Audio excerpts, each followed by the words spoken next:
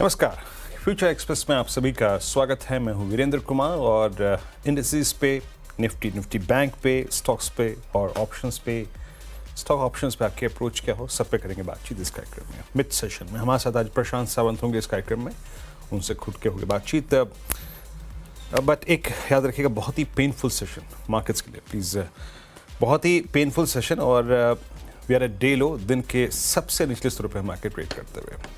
Nifty का level लेके आइए 24,783 और बैंक निफ्टी 51,283। देखिए, जब से हमने लास्ट टाइम करीब करीब 706 का लेवल छुआ था, हम पुल बैक देके ऊपर चले गए थे। फिर बाजार में एफआईएस की शॉर्ट कवरिंग थी और मंथली जो मैंने सुबह भी बात कही थी कि अभी तक बाय ऑन डिप्स का हमारा कन्विक्शन अगर है तो वो है ओनली बेस 1। दैट्स, जरा प्लीज स्क्रीन पे लेके आइएगा।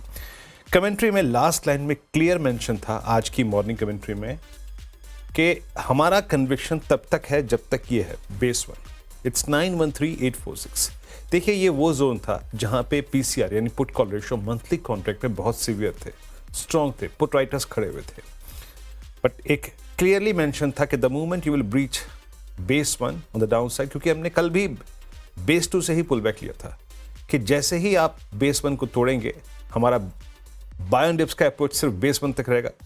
इन दैट केस बेस 2 आ जाएगा, स्ट्रॉन्ग चांसेस हैं। और आप यकीन मानिए, आप बेस 2 के सेकंड लेवल पे आ चुके हैं अब, यानी 791 को तोड़ चुके हैं, 751 पे आप जाने की तैयारी कर रहे हैं।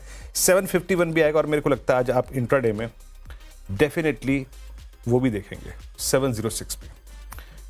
स्ट्रॉन्ग चांसेस हैं 706 देखें, क्योंकि दिग्गज जो है इस वक्त प्रेशर में है।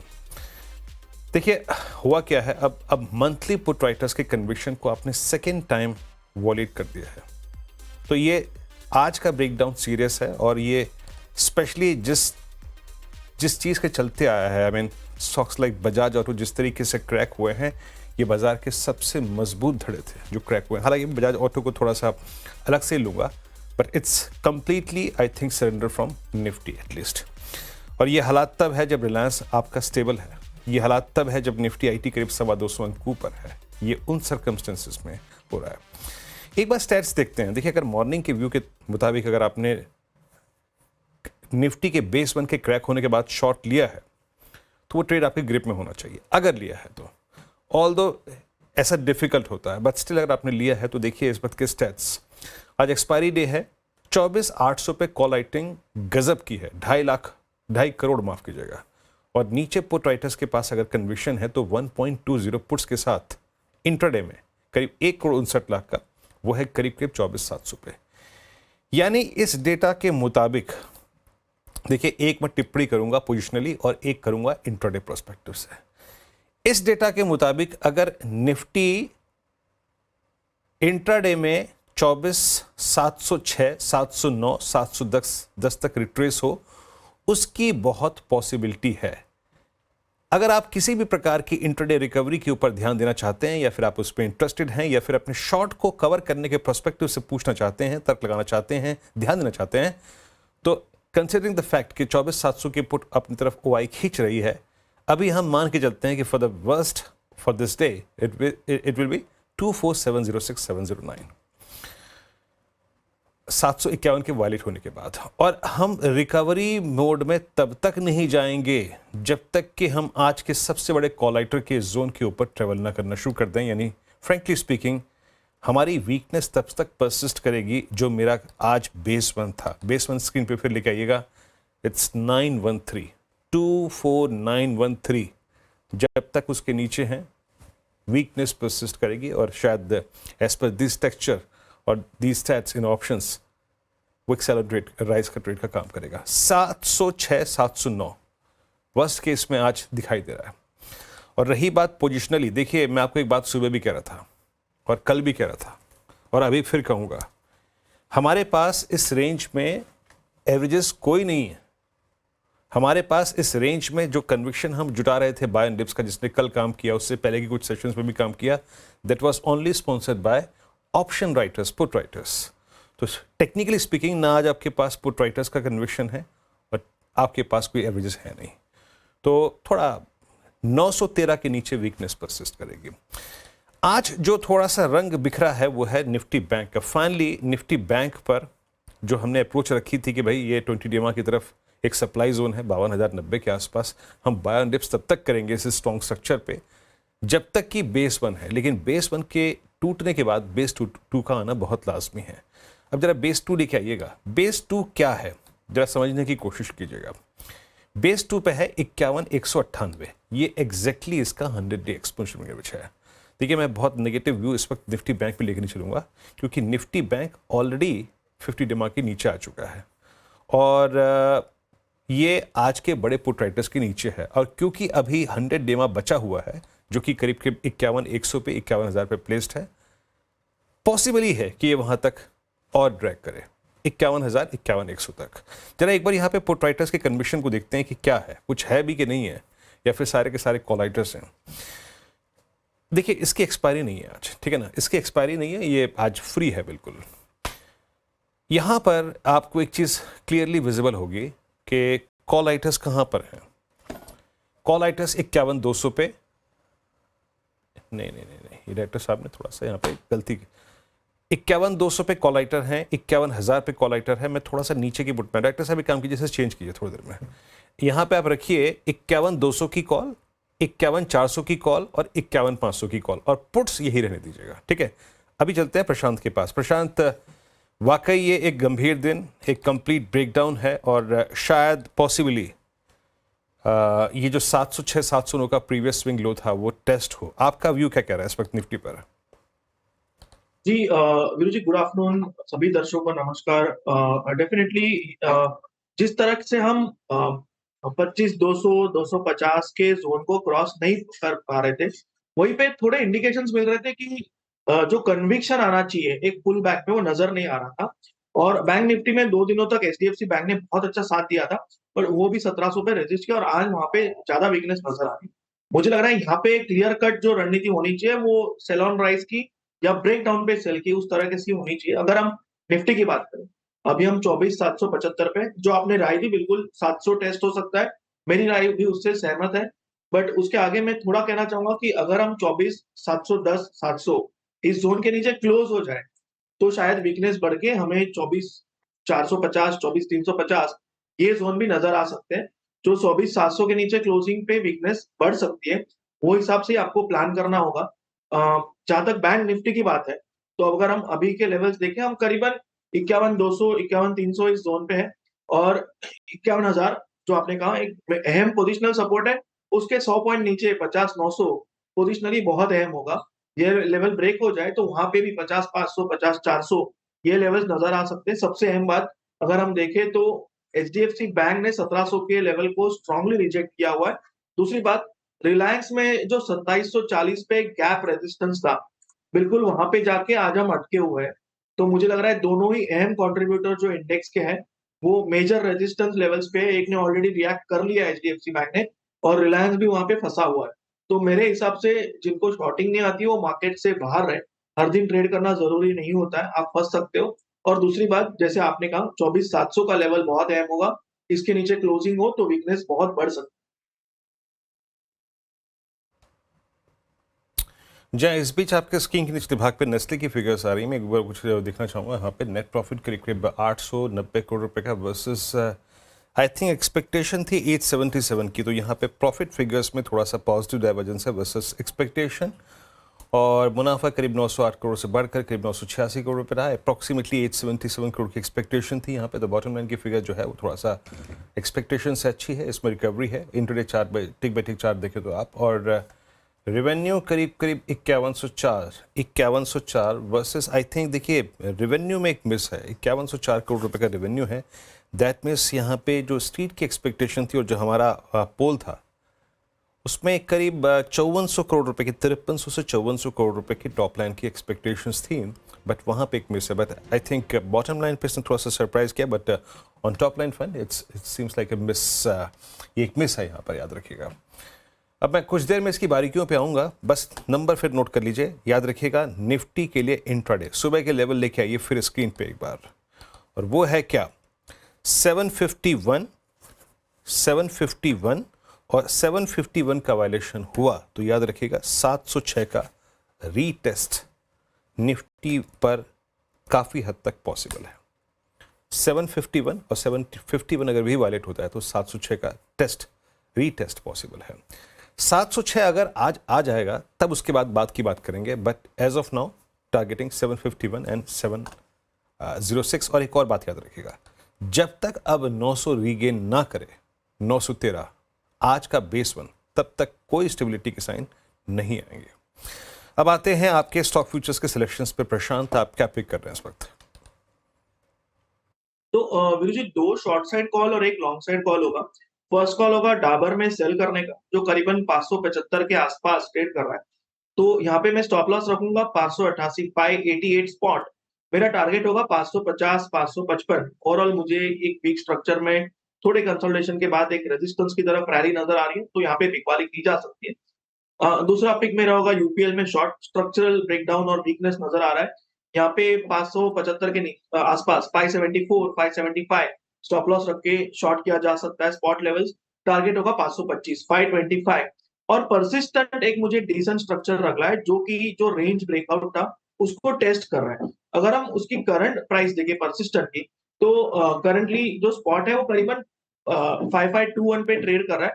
यहाँ पे एक लो रिस्क लॉन्ग हम ले सकते हैं।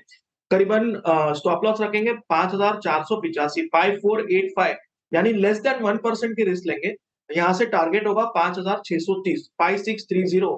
सो जस्ट एक जो स्ट्रक्चर पॉजिटिव लग रहा है परसिस्टेंट का, उसके बेसिस पे लेस देन 1% रिस्क रख के लॉन्ग जाएंगे। बाकी 2 शॉर्ट साइड यूपीएल और डाबर, ये 3 मेरे ट्रेड्स होंगे। ओके, चलिए, तो यहाँ पर आपके इंडिविजुअल ट्रेड्स भी हो गए आपके स्क्रीन पर, और यूपीएल भी आज शॉर्ट है। वे काम करते हैं, ब्रेक लेते हैं और ब्रेक के बाद आपको समझाएंगे, बताएंगे और ये थोड़ा डिस्कशन करने की कोशिश करेंगे कि आज बजाज ऑटो आखिर टॉप लूज़र है क्यों, क्या है वो माजरा कि आज बजाज ऑटो अपने, मेरे ख्याल से रीसेंट पास्ट बोलूँ तो मैं शायद इंट्राडे में इतना बड़ा fall in terms of percentage कभी बजाज ऑटो ने देखा ही नहीं था। मेरे ख्याल से मेरे स्क्रीन पे जहाँ से जब तक चार्ट परसिस्ट कर रहे नहीं, एंड मोर स्पेशली जब से इसका ड्रीम रन 18 मार्च 2023 से शुरू हुआ है, जब इसका भाव था करीब 3600 और इसका हाई लगा करीब 12805 का, अब तक की सबसे बड़ी इंट्राडे गिरावट। रीज़न क्या है, यतिन से जब ब्रेक से लौटेंगे तो बात करेंगे इस पर।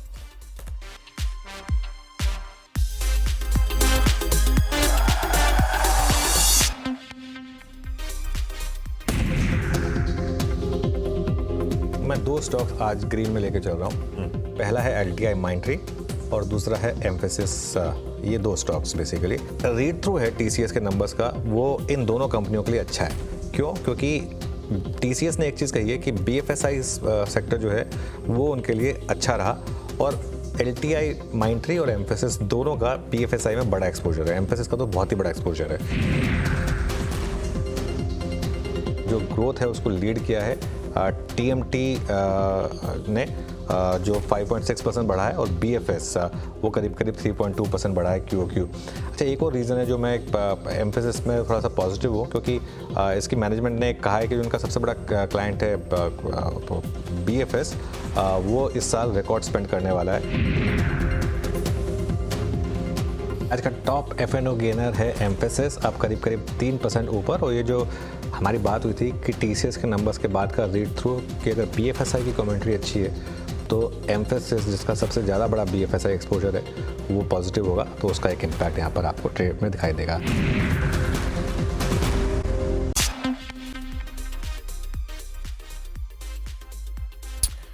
ब्रेक के बाद कार्यक्रम में आप सभी का फिर से स्वागत है। 24,778 निफ्टी इस वक्त डेलो पे ट्रेड करता हुआ, और आज ये पूरा का पूरा आई थिंक जो क्रैक है उसको ऑटो ने स्पॉन्सर किया है, और ऑटो के क्रैक को स्पॉन्सर किया है बजाज ऑटो ने।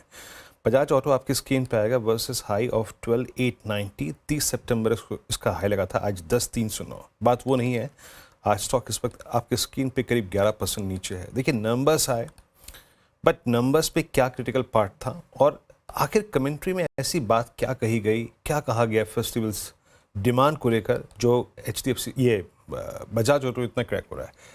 यतिन हमारे साथ मौजूद हैं। यतिन, एक एक करके समझाइए, नंबर्स में क्या नेगेटिव था, और कमेंट्री सबसे ज़्यादा अगर आप देखें तो बाजार इस वक्त इस पर नेगेटिवली रिएक्ट क्यों कर रहा है?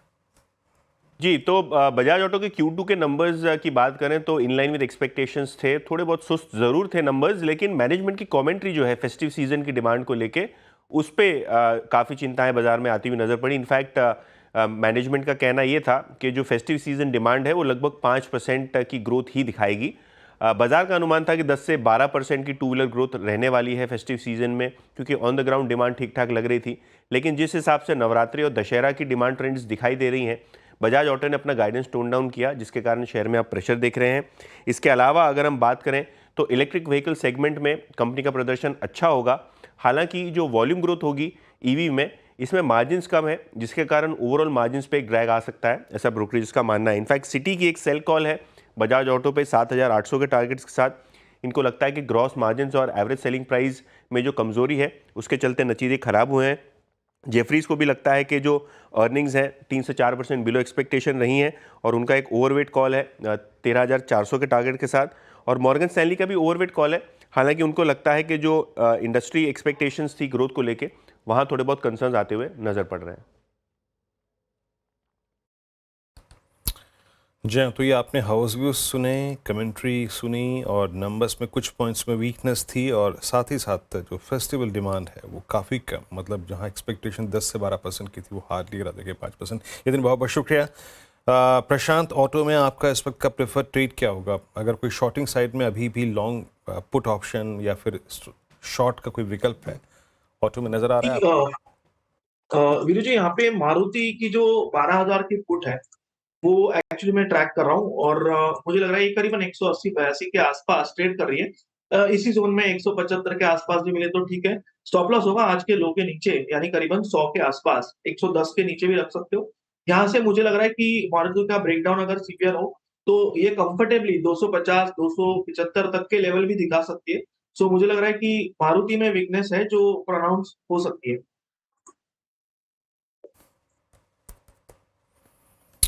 ओके, मारुति की वीकनेस। और मीनवाइल आप जरा प्लीज़ नेस्ले को लेकर आइए। नेस्ले नंबर्स के बाद क्रैक हुआ है, और ये सारा मैटर था टॉप लाइन का। देखिए, जब बॉटम लाइन की फिगर आई स्टॉक ने पुल बैक लिया, फिर मैं अब देख रहा हूँ कि जैसे ही टॉप लाइन की फिगर आई, जहाँ पे करीब करीब याद रखिएगा 300 करोड़ रुपए का मिस है, जहाँ पे करीब 53, 50, 5400 करोड़ रुपए की एक्सपेक्टेशन थी, टॉप लाइन रहा है करीब 5100 करोड़ रुपए का। तो उस मिस पे एक स्ट्रॉन्ग रिएक्शन एट 2390, नेस्ले अब करीब करीब डे लो पर।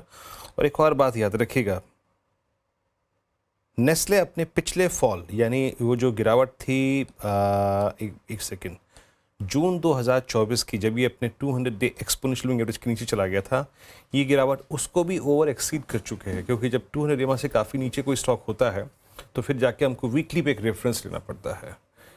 वीकली दिखा रहा है जनाब कि ये बहुत ही ख़राब परिस्थिति है इस वक्त नेस्ले की। खैर, हम इस पर आएंगे तो मार्केट को एक प्रेशर पॉइंट और मिल गया है, और शायद मेरे ख्याल से ये जो इम्पैक्ट डालेगा रेस्ट ऑफ द एफएमसीजी पे डालेगा, डेफिनेटली डालेगा।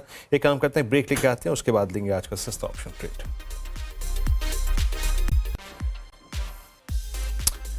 ब्रेक के बाद स्वागत है आप सभी का फिर से एक बार Nifty day low, still day low. अब एक काम करते हैं, यहाँ से प्रशांत जी का आज का सस्ता ऑप्शन ट्रेड पिक कर लेते हैं। प्रशांत, क्या पिक कर रहे हैं आप?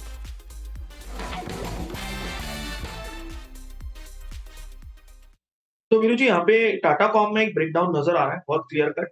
और इसकी जो 1880 1880 स्ट्राइक प्राइस की जो पुट ऑप्शन है, जो करीबन 42 के आसपास ट्रेड कर रही है, यहाँ पे 30 के नीचे स्टॉप लॉस रख के खरीदने की सलाह होगी।